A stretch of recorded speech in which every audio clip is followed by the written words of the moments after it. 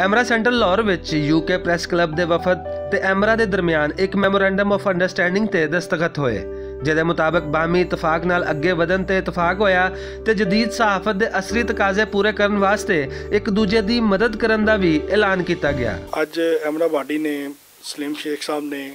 ਮੁਲਕ ਅਰਸ਼ਦ ਆਸਮ ਸਾਹਿਬ ਨੇ, जिमल खान साहब सन, MK शहबाज साहब ने, आसिफ खावर साहब है, इन्होंने मिल के एक साड़ी पूरी टीम वर्क का काम है, इकला एक बंदे का काम नहीं है। अज असी पाकिस्तान UK प्रैस क्लब के नाल एक एग्रीमेंट किया है कि दोनों ममालिक के जोड़े जर्नलिस्ट ने, जोड़े उन्होंने इशूज़ ने, जिन्हें मसाइल ने, ठीक है, वो इंटरनेशनल लैवल पर भी सहाफ़ियां ने, पाकिस्तानी सहाफ़ियां ने उजागर होन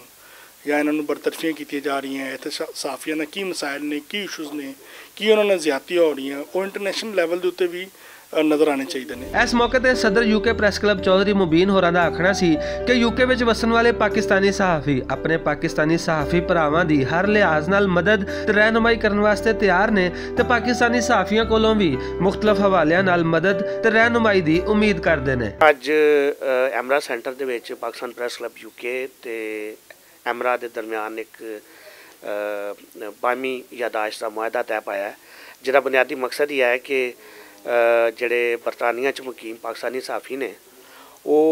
पाकिस्तान च रहन वाले जोड़े अपने इलैक्ट्रॉनिक मीडिया के खास तौर पर साथी ने उन्हों की बेहतरी वास्ते की कर सकते हैं। सब तो मेन जी चीज़ है कि अगर असी तरक्की याफ्ता मुल्क के विच रहने तो उत्थे साडे कोल जदीद टैक्नोलॉजी है, नवे नवेकले जोड़े ने जिन्नियां भी चीज़ां ने वो सानूं उत्थे मुयसर ने, असी उन्हां तो मुस्तफीद होने ते असी अपने साथियों नूं उन्हां नूं किस तरह शेयर कर सकते हैं। एमरा सेंटर लाहौर विच होने वाले इस MOU नाल एक बारी फिर एमरा ने साबित किया है कि वो सहाफ़ियां दी हकीकी नुमाइंदा तंजीम के तौर पर सहाफ़ियां दे हकूक दी तर्जुमानी कर रही है। कैमरामैन ज़िशान भट्ट दे नाल असगर अली, भुलेखा TV, लाहौर।